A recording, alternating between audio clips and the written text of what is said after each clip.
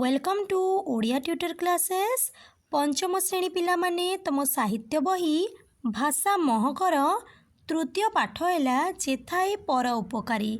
आज पिले यही पाठर आम प्रश्न उत्तर करवा अति सरल एवं सहज भाव में करदेछि। भिडियोटी को लास्ट जाए देख। जो पिला माने चैनल रे नुआ छ चैनल को सब्सक्राइब कर दियो। प्रथमे रहिला आस कथा हेबा।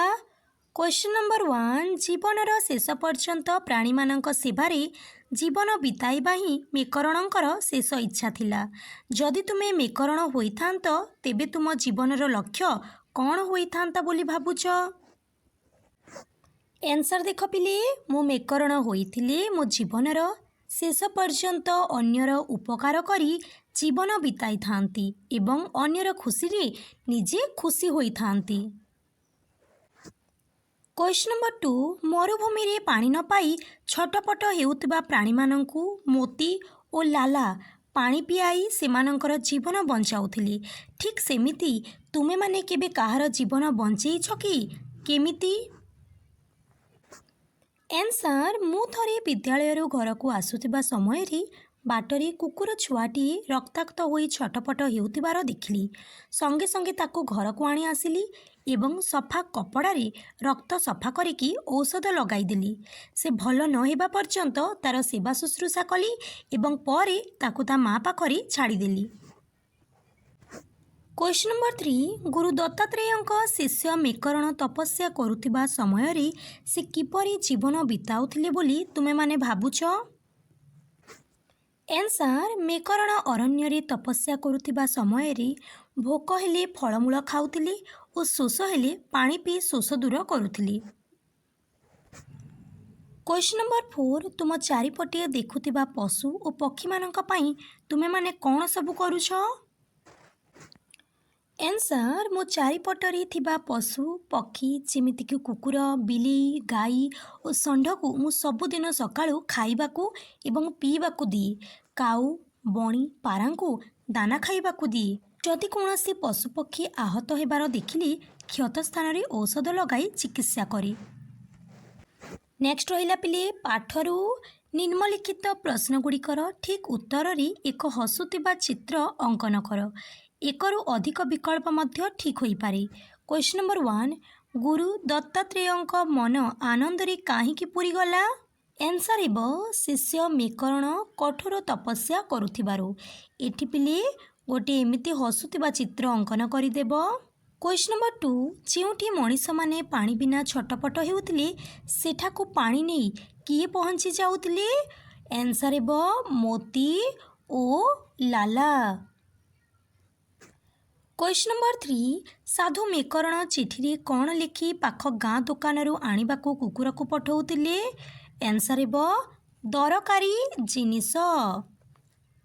क्वेश्चन नंबर 4 सन्यासी जनक राजा को कौन मागिले? आंसर हेबो आजिठारू एही कच्छ भूमि रे आपण आउ केबे शिकार करिवे नाही। नेक्स्ट ला पिले चिंता करी लेख। क्वेश्चन नंबर 1 दत्तात्रेय मेकरण को तुम्बी दुईटी देई कौन कहिले? आंसर दत्तात्रेय मेकरण को तुम्बी दुईटी देई कहिले पुओ तुमे जो कच्छ भूमि आसीछ सेठारे बहु अंचल मरुभूमि। सेही मरुभूमि अंचल देई जाउतिबा पथिक माने पानी न पाई तृष्णारे व्याकुल होई पड़ती। पानी अभावरू अनेक समय रे सेमाने मृत्यु मुखरी पड़ती। तुमे दुईटी जाक तुम्बीरे पानी नहीं सेमानंकु प्रतिदिन पीबाकू देब। यह ही तुम पाई हेब एक महत् कार्य। क्वेश्चन नंबर 2 पथिक मानंकु देखि मेकरण खुशी होउतिले काहीकि? आंसर मेकरण कच्छ मरुभूमि रे कष्टकर जलवायु मध्यरे रही मरुभूमिर यात्री मानंकु जल प्रदान करी सेमानंकु मृत्यु मुखरू रक्षा करुथिले। मरण मुहरु मुकुली आसुथिबा सेही मनीष मानंक मुहरे हस देखि से खुशी होई जाउथिले। क्वेश्चन नंबर 3 महाराज ए स्थान रे शीत सहिबारे मो देह अभ्यस्त होई जाइछि। मो पाई यार आवश्यकता नाही। एकथा मेकरण राजा को काहीकि कहिले? आंसर राजा निज कांधरे पड़िथिबा मणिमुक्ता खचित चदरटी को मेकरणंक देहरे ଘୋଡ଼ାଇ ଦେବାରୁ ସେ ଆଦୌ ଖୁସି ହେଲେ ନାହିଁ, କାରଣ ସେହି ସ୍ଥାନରେ ଶୀତ ସହିବାରେ ତାଙ୍କର ଦେହ ଅଭ୍ୟସ୍ତ ହୋଇଯାଇଥିଲା। ତାଙ୍କ ପାଇଁ ଚଦରର କିଛି ଆବଶ୍ୟକତା ନଥିଲା। ଯିଏ ଶୀତର କଷ୍ଟ ସହିବା ଶିଖିଯାଇଛି ତା ପାଇଁ ଚଦରର ଆବଶ୍ୟକତା ନାହିଁ। ଏଥିପାଇଁ ମିକରଣ ଏକଥା ରାଜାଙ୍କୁ କହିଥିଲେ। କ୍ୱେଶ୍ଚନ୍ ନମ୍ବର 4, ରାଜା ମରୁଭୂମିରେ ଗଧ ଓ କୁକୁରକୁ ଦେଖି କାହିଁକି ଆଶ୍ଚର୍ଯ୍ୟ ହେଲେ? ଆନ୍ସାର, ରାଜା ମରୁଭୂମିରେ ଗଧ ଓ କୁକୁରକୁ ଦେଖି ଆଶ୍ଚର୍ଯ୍ୟ ହେଲେ କାରଣ ସେହି ମରୁଭୂମିରେ ଚିତାବାଘର ଭୟ ରହିଥିଲା। ତା ହାବୁଡ଼ରୁ ଏମାନେ ବଞ୍ଚି ରହିଛନ୍ତି ଜାଣି ରାଜା ଆଶ୍ଚର୍ଯ୍ୟ ହୋଇଥିଲେ। ନେକ୍ସଟ ରହିଲା, କାହାଣୀରେ ମୋତି ଓ ଲାଲାର ଅନେକ ସୁଗୁଣ ରହିଛି, ସେଗୁଡ଼ିକୁ ଲେଖ। ତୁମର ସୁବିଧା ପାଇଁ ଗୋଟିଏ ଉଦାହରଣ ଦିଆଯାଉଛି। ଏଠି ଦେଖ ପିଲେ, ଗୋଟିଏ ଲେଖାଯାଇଛି। ମୁଁ ଯାହା ସବୁ ଲେଖିଛି ତାକୁ ତମେ ଏଇ କୋଠରୀ ଭିତରେ ଲେଖିଦେବ। ଦେଖ ପିଲେ, ମୁଁ ଏଠି ଲେଖିଦେଇଛି ମୋତି ଓ ଲାଲା ବିଷୟରେ। ବାଟ ଭୁଲି ଯାଇଥିବା ଲୋକଙ୍କୁ ବାଟ ଦେଖାଉଥିଲେ, ସନ୍ନ୍ୟାସୀଙ୍କ ପାଖେ ପାଖେ ରହୁଥିଲେ, ସନ୍ନ୍ୟାସୀଙ୍କ କାମରେ ସାହାଯ୍ୟ କରୁଥିଲେ, ଦୋକାନରୁ ଦରକାରୀ ଜିନିଷ ଆଣୁଥିଲେ, ମିକରଣଙ୍କ ପ୍ରତ୍ୟେକ କଥା ମାନୁଥିଲେ। କ୍ୱେଶ୍ଚନ୍ ନମ୍ବର 2ରେ ଅଛି, ଏବେ ସାଧୁ ମିକରଣଙ୍କର ସଦ୍ଗୁଣଗୁଡ଼ିକ ନିଜ ଖାତାରେ ଲେଖ। ଆନ୍ସାର, ମିକରଣ ଜଣେ ଉତ୍ତମ ସନ୍ନ୍ୟାସୀ ଥିଲେ। ସେ ନିଜ ଗୁରୁଙ୍କ ଆଦେଶ ପାଳନ କରିଥିଲେ। ମିକରଣ କ୍ଷୁଧାର୍ତକୁ ଖାଦ୍ୟ ଦେଉଥିଲେ। ମରୁଭୂମିରେ ଶୋଷିଲା ଲୋକଙ୍କୁ ପାଣି ଦେବାର ବ୍ୟବସ୍ଥା କରିଥିଲେ। ଗଛ ଅଞ୍ଚଳରେ ଶିକାର ବନ୍ଦ କରାଇ ବନ୍ୟପ୍ରାଣୀ ଓ ବଣ ଜଙ୍ଗଲର ସୁରକ୍ଷା କରିଥିଲେ। ନେକ୍ସଟ ରହିଲା, ତୁମେ ଯାହା ବୁଝିଛ। କ୍ୱେଶ୍ଚନ୍ ନମ୍ବର 1, ତୁମେ ଭାବୁଛ କି ପଶୁପକ୍ଷୀମାନେ ଆମର ଭାବନାକୁ ବୁଝନ୍ତି? ତୁମ ଅଭିଜ୍ଞତା ଆଧାରରେ କୁହ। ଆନ୍ସାର, ହଁ, ପଶୁପକ୍ଷୀମାନେ ଆମର ଭାବନାକୁ ବୁଝନ୍ତି। ଆମ ଘରେ ଥିବା ପୋଷା ବିଲେଇକୁ ମୁଁ ଯାହା କହିଥାଏ ସେ କରିଥାଏ, ସତେ ଯେମିତି ସେ ମୋ ମନର ଭାବନାକୁ ବୁଝିପାରୁଛି। କ୍ୱେଶ୍ଚନ୍ ନମ୍ବର 2, ସାଧୁ ମିକରଣ ଗଧ ଓ କୁକୁରକୁ କାହିଁକି ପାଳନ କରିଥିବେ ବୋଲି ଭାବୁଛ? ଆନ୍ସାର, ବାର୍ଦ୍ଧକ୍ୟ ଯୋଗୁଁ ମିକରଣ ଅଧିକ ପରିଶ୍ରମ କରିପାରିଲେ ନାହିଁ। ତେଣୁ ମରୁଭୂମିର ତୃଷାର୍ତ ପଥିକଙ୍କୁ ପାଣି ଯୋଗାଇବା ଉଦ୍ଦେଶ୍ୟରେ ସେ ଗଧ ଓ କୁକୁରକୁ ପାଳନ କରିଥିବେ। କ୍ୱେଶ୍ଚନ୍ ନମ୍ବର 3, ଆମେ ଦେଖୁଛୁ ଯେ ପରୋପକାର ଓ ସେବା ଭାବନା ଲୋକଙ୍କ ମନରୁ ଧୀରେ ଧୀରେ ଉଭେଇ ଗଲାଣି।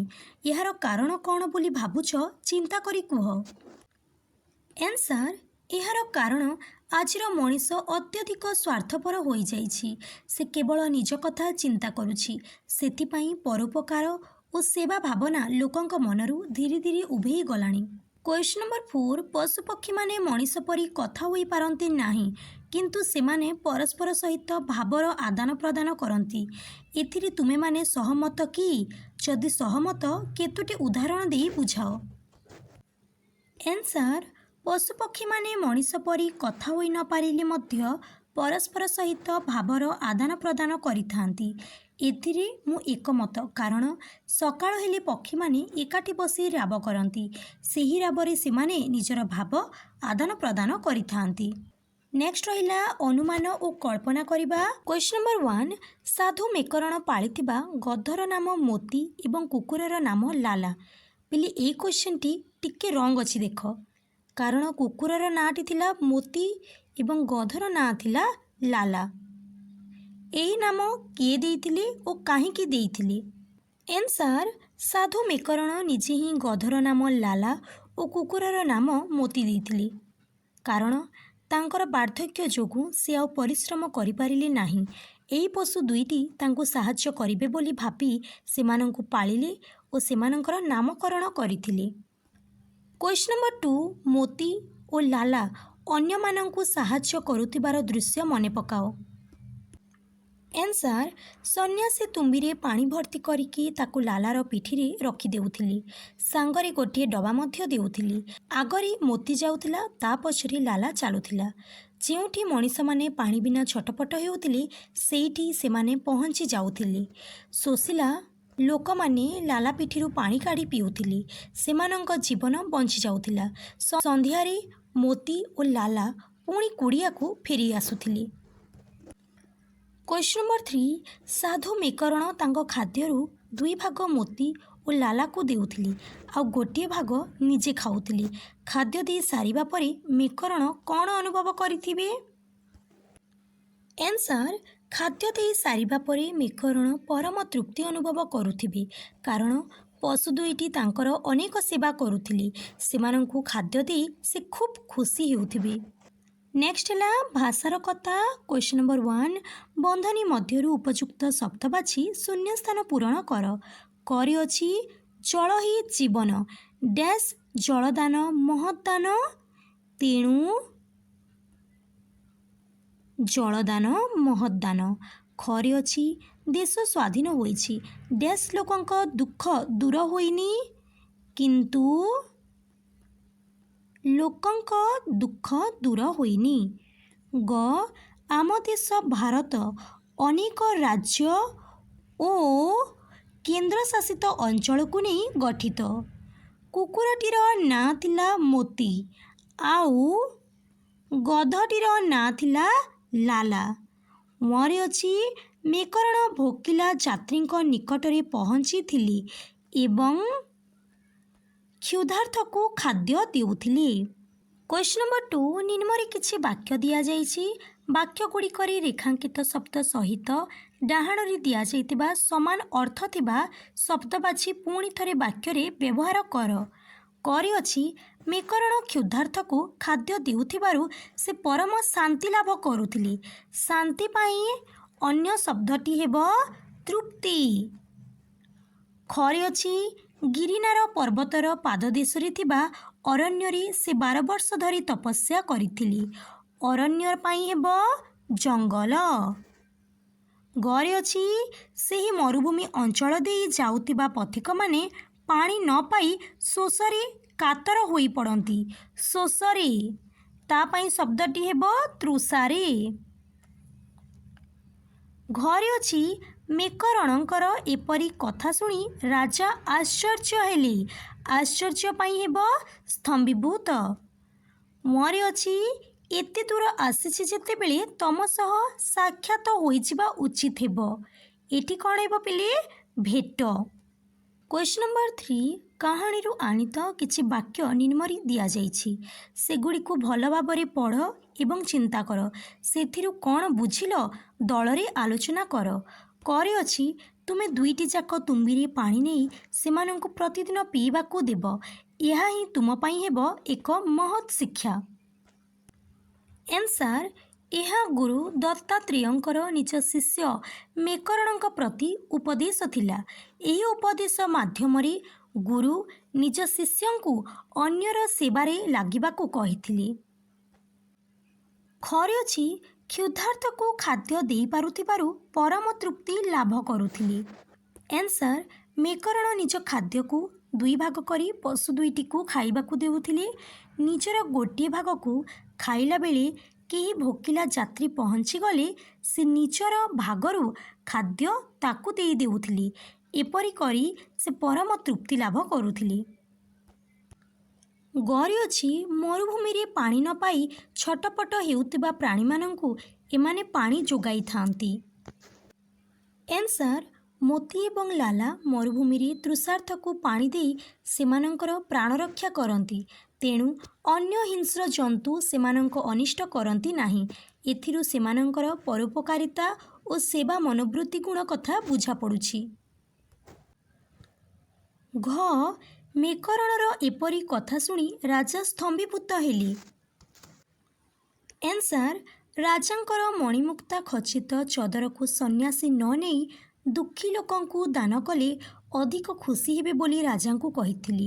ସନ୍ନ୍ୟାସୀଙ୍କର ଏହି ନିର୍ଲୋଭ ଭାବକୁ ଦେଖି ରାଜା ଆଶ୍ଚର୍ଯ୍ୟ ହୋଇଥିଲେ। କ୍ୱେଶ୍ଚନ୍ ନମ୍ବର 4, ନିମ୍ନରେ ଦିଆଯାଇଥିବା ବାକ୍ୟରେ ରେଖାଙ୍କିତ ଶବ୍ଦ କାହା ପାଇଁ ବ୍ୟବହାର କରାଯାଇଛି ସେଗୁଡ଼ିକୁ ଚିହ୍ନି ଡାହାଣ ପାଖରେ ଲେଖ। କରି ଅଛି ଶୋଷରେ ବିକଳ ହୋଇ ପାଣି ମୁନ୍ଦାଏ ଖୋଜୁଥିବା ଯାତ୍ରୀମାନଙ୍କ ପାଖରେ ସେ ପହଞ୍ଚି ଯାଉଥିଲେ। ଏଠି ସେ କାହାକୁ କୁହାଯାଇଛି? ମେକରଣଙ୍କୁ। ଖରେ ଅଛି ତୁମେ ଦୁଇଟି ଯାକ ତୁମ୍ବିରେ ପାଣି ନେଇ ସେମାନଙ୍କୁ ପ୍ରତିଦିନ ପିଇବାକୁ ଦେବ। ଏହା ହିଁ ତୁମ ପାଇଁ ହେବ ମହତ୍ କାର୍ଯ୍ୟ। ଏଠି ତୁମେ କୁହାଯାଇଛି ପିଲେ ମେକରଣଙ୍କୁ। ଏବଂ ସେମାନଙ୍କୁ କୁହାଯାଇଛି ମରୁଭୂମିର ପଥିକମାନଙ୍କୁ। ଗରେ ଅଛି ଯେଉଁଠି ମଣିଷମାନେ ପାଣି ବିନା ଛଟପଟ ହେଉଥିଲେ ସେଇଠି ସେମାନେ ପହଞ୍ଚି ଯାଉଥିଲେ। ଏଠି ସେମାନେ କାହାକୁ କୁହାଯାଇଛି? ମୋତି ଓ ଲାଲା। ଘରେ ଅଛି ବେଳେବେଳେ କୌଣସି ଭୋକିଲା ଯାତ୍ରୀ ଯଦି ତାଙ୍କ ନିକଟରେ ପହଞ୍ଚୁଥିଲା ତାକୁ ବି ସେ ନିଜ ଭାଗର ଖାଦ୍ୟ ଦେଇ ଦେଉଥିଲେ। ଏଠି ସେ ଭାଗର କାହା ପାଇଁ କୁହାଯାଇଛି? ମେକରଣ। ମୋରି ଅଛି ମୁଁ ଆପଣଙ୍କୁ କଥା ଦେଉଛି ଆଜିଠାରୁ ଏହି ଅଞ୍ଚଳରେ ଆଉ କେହି କୌଣସି ପ୍ରାଣୀଙ୍କୁ ଶିକାର କରିବେ ନାହିଁ। ଏଠି ମୁଁ କୁହାଯାଉଛି ରାଜାଙ୍କୁ। ନେକ୍ସଟ ରହିଲା ପିଲେ ପାଠରୁ ଆଗକୁ କ୍ୱେଶ୍ଚନ୍ ନମ୍ବର 1ରେ ଅଛି ନିମ୍ନରେ କିଛି ଚିତ୍ର ଦିଆଯାଇଛି ସେଗୁଡ଼ିକୁ ଦେଖ ଏବଂ ଏହି ଚିତ୍ର ମଧ୍ୟରୁ ପଶୁପକ୍ଷୀଙ୍କ ପାଇଁ କ'ଣ କରିପାରିବା ତାହା ଦଳରେ ଆଲୋଚନା କର। ଏଗୁଡ଼ିକ ବ୍ୟତୀତ ତୁମ୍ଭେମାନେ ଆହୁରି କିଛି ଅଧିକ ଚିତ୍ର ସହ କଥା ଯୋଡ଼ିପାରିବ। ଏଠି ଦେଖ ପିଲେ ମୁଁ ଆନ୍ସର ଲେଖିଦେଇଛି ତୁମେ କେବଳ ସେ ଚିତ୍ରଟିକୁ ଦେଖିଦେବ ଏବଂ ଯେମିତି ମୁଁ ଲେଖିଛି ତାକୁ ଲେଖିବ। ପ୍ରଥମ ଚିତ୍ରରେ ମରୁଭୂମିରେ ଅଧିକ ବୃକ୍ଷରୋପଣ କରିବା। ଦ୍ୱିତୀୟ ଚିତ୍ରରେ ଗଧ ପିଠିରୁ ଭାର କମାଇ ଦେବା। ତୃତୀୟ ଚିତ୍ରରେ ଗଧ ଓ କୁକୁରଙ୍କ ପ୍ରତି ଦୟାଶୀଳ ହେବା। ଚତୁର୍ଥ ଚିତ୍ରରେ କୁକୁରଟିର ଅଧିକ ଯତ୍ନ ନେବା। ପଞ୍ଚମ ଚିତ୍ରରେ ମରୁଭୂମିରେ ଥିବା ଏହି ଦୁଇ ପଶୁଙ୍କୁ ସହାୟତା କରିବା। ଷଷ୍ଠ ଚିତ୍ରରେ ମେକରଣଙ୍କ ପରି ସବୁ ବଣକୁ ଶିକାର ନିଷିଦ୍ଧ ବଣ ଘୋଷଣା କରିବାକୁ ଶପଥ ନେବା। କ୍ୱେଶ୍ଚନ୍ ନମ୍ବର 2 ତୁମ ଘରେ କେଉଁ ସବୁ ଗୃହପାଳିତ ପଶୁପକ୍ଷୀ ରହନ୍ତି ଏମାନଙ୍କ ବ୍ୟତୀତ ଆଉ କେଉଁମାନଙ୍କୁ ଘରେ ପାଳନ କରାଯାଏ ତାର ଏକ ତାଲିକା ପ୍ରସ୍ତୁତ କର। ଆନ୍ସର ଆମ ଘରେ କୁକୁର, ବିଲେଇ, ଶୁଆ, ଶାରୀ, କୁକୁଡ଼ା ଆଦି ଗୃହପାଳିତ ପଶୁ ଓ ପକ୍ଷୀ ରହନ୍ତି। ଏମାନଙ୍କ ବ୍ୟତୀତ ଠେକୁଆ ଓ ପାରା ମଧ୍ୟ ପାଳନ କରାଯାଏ। କ୍ୱେଶ୍ଚନ୍ ନମ୍ବର 3 ପାଖରେ ଥିବା ପଶୁପାଳନ କେନ୍ଦ୍ର ବା ଗୋଶାଳାକୁ ଭ୍ରମଣ କର ସେଠାରେ ପଶୁପାଳନ କିପରି କରାଯାଏ ତାହା ଆଲୋଚନା କର। ଏଥିପାଇଁ ତୁମେ ଶିକ୍ଷକ, ଅଭିଭାବକ ତଥା ପିତାମାତାଙ୍କର ସାହାଯ୍ୟ ନେଇପାରିବ। ଏହି ପ୍ରଶ୍ନଟି ପିଲେ ତମମାନଙ୍କ ପାଇଁ ତୁମେ ନିଜେ କରିବ। ତାହେଲେ ଏତିକି ରହିଲା ତମର ପ୍ରଶ୍ନ ଉତ୍ତର। ଭିଡ଼ିଓଟିକୁ ଲାଇକ୍ କରିଦିଅ, ତମ ସାଙ୍ଗମାନଙ୍କ ସହ ସେୟାର କରିଦିଅ। ଯେଉଁ ପିଲାମାନେ ଚ୍ୟାନେଲରେ ନୂଆ ଅଛ ଚ୍ୟାନେଲଟିକୁ ସବସ୍କ୍ରାଇବ୍ କରିଦିଅ।